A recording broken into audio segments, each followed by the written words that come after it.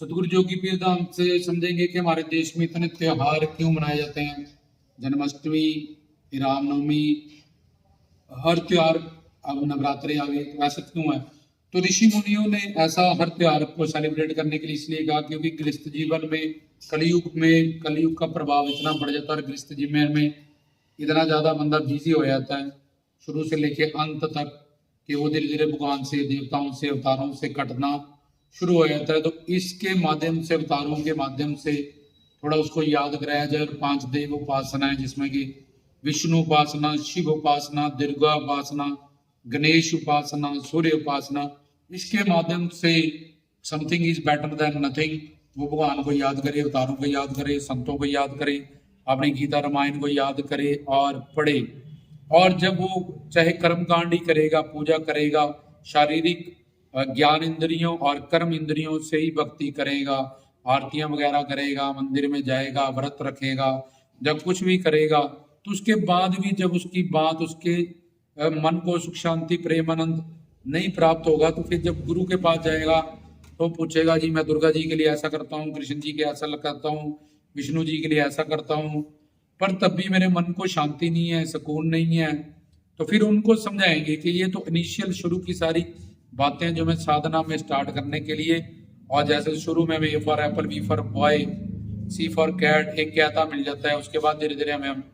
English आयतें हम उसको छोड़ देते हैं। जब बचपन में हम जिन खिलौनों से खेलते हैं, गुड्डा गुड्डी की शादी अब ओरिजिनली हो रहे हैं, हम हंसते हैं कि यार हम इनसे खेलते थे पहले, लेकिन उस वक्त वो सारी चीजें हमें हेल्पफुल होती हैं, हमें इस मार्ग पे चलाने के लिए, आगे प्रेरणा देने के लिए। तो नर्सरी से जैसे हमें पीएचडी तक धीरे धीरे जाना है। तो ऋषि मुनियों ने कलयुग का प्रभाव देखते हुए और गृहस्थ जीवन में बंदा इतना ज्यादा बिजी होने के कारण इतनी मूर्तियां और मूर्ति पूजा और प्लस इतनों त्योहारों को या व्रत रखने की एक परंपराओं को शुरू किया गया। सारा दिन जब भूखा रहेगा तो मन भी सात्विक करेगा इसका, और राज सात्विक गुण भी बढ़ेगा इसमें, और व्रत है तो शायद निंदा चुगली झूठ वगैरह ये भी कम बोलेगा। तो बाहिरंगा और धीरे धीरे फिर अंतरंगा, क्योंकि बाहिरंगा चीजें तुम्हारे अंतरंगा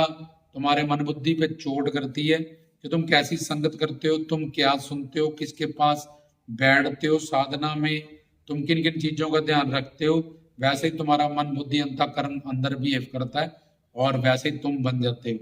तो इसलिए एंड स्टार्ट करने के लिए 5 देव उपासनाएं जो त्योहारों को मनाने की जो परंपरा या मूर्ति पूजा ऋषि मुनियों ने शुरू की थी कलयुगी जीवों को और गृहस्थ जीवन में, कि something is better than nothing. तो प्रभु राम जी को, कृष्ण जी को, शिव को, जो भी काल माया से परे देवता हैं, अवतारी हैं, संत हैं, क्योंकि जीवन का जो लक्ष्य है वो सुख शांति प्रेम आनंद है। तो वो घर परिवार संसार के लिए शरीर और आत्मा के लिए परमात्मा है। तो जब ये मन बुद्धि इंद्रियां आत्मा की नौकरानी है,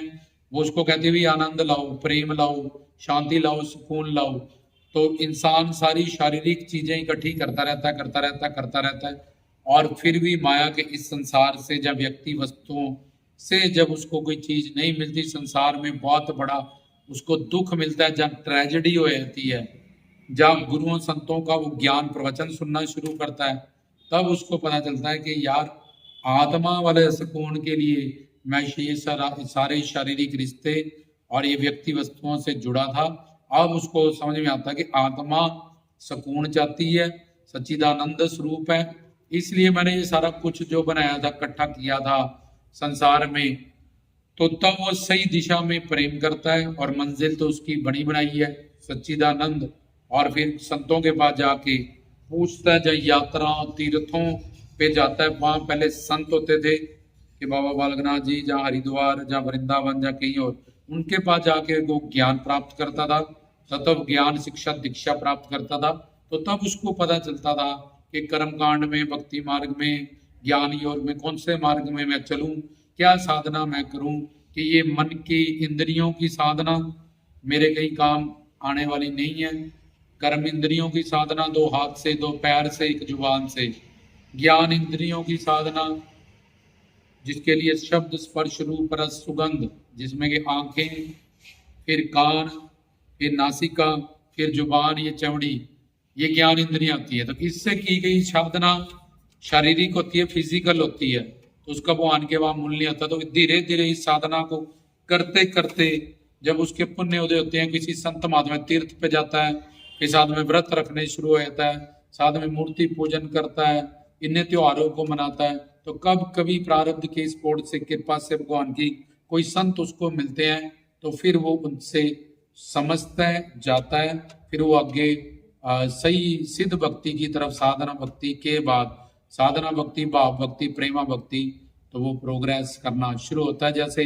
बच्चों को हम जब गिनती सिखाते हैं, पहले उंगलियों पे 1 2 3 या ऐसी चीजें रख देते हैं कि 1 2 3, जैसे पेंसिल्स रख दी, ये 2 हो गई, 3, फिर धीरे धीरे बच्चा सीख जाता है, फिर उन चीजों की जरूरत उसको नहीं पड़ती। ऐसे ही फिर वो गुरु से जब ज्ञान पा लगता है, शिक्षा दीक्षा पा लेता है, तो फिर वो समझ जाता है, वो साधना भक्ति से भाव भक्ति और फिर प्रेमा भक्ति, सिद्ध भक्ति से जुड़ जाता है, गुरु भक्ति से जुड़ जाता है, गुरु की बताई भक्ति से जुड़ जाता है, भक्तों की बताई गई भक्ति से जुड़ जाता है, तब उसका भक्ति करना सफल होता है। जैसे पहले किसी ने तैरना सीखना है, गाइड चाहिए, जब वो तैरना आ गया, जो डूब रहा है वो उसको भी बचा के ले आता है। पहले गाड़ी बंद है, उसको स्टार्ट करो, अब धक्का लगाया, स्टार्ट होगी, जिसने धक्का लगाया वो उसको कहता भाई अब तू भी बैठ जा, पानी उतरा हुआ है, ऊपर से डाला, नीचे से भी चल गया, तो इन द स्टार्ट वो उसके लिए ये सारी चीजें हेल्पफुल होती हैं। और फिर एक दिन जब वो गुरु से मिलता है, फिर गुरु उसको बताता है कि क्या क्या तेरी साधना में कमी है, और इसमें तो ये इस चीज को बदल और ऐसा ऐसा कर, तो वो निहाल होता है। तो गृहस्थ जीवन में और कलयुग के प्रभाव को देखते हुए और मानव बुद्धि में जितना कभी विवेक है, इन 3 बातों को यादाश्त की पावर ध्यान में रखते हुए कर्म कांड या मूर्ति पूजा या व्रत या तीर्थों के लिए